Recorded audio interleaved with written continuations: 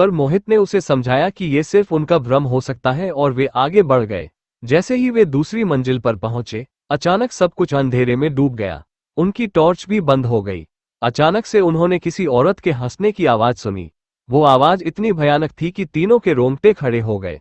उन्होंने चारों तरफ देखा, लेकिन कोई नहीं था। अचानक राज ने देखा कि सामने एक छाया खड़ी है। वो छाया धीरे धीरे उनकी तरफ बढ़ने लगी। डर के मारे तीनों भागने लगे, लेकिन दरवाजे बंद हो गए थे।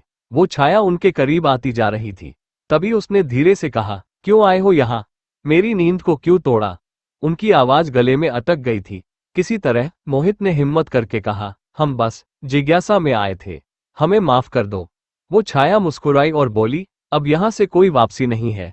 तुमने मेरी शांति को भंग किया है, अब तुम्हें हमेशा के लिए यहीं रहना होगा। तीनों दोस्त चीखते हुए दरवाजे की ओर भागे, लेकिन दरवाजा नहीं खुला। वो आत्मा उनकी तरफ बढ़ती रही। अगले दिन गांव वालों को हवेली के दरवाजे पर तीनों दोस्तों की आवाजें सुनाई दी, लेकिन दरवाजा हमेशा के लिए बंद।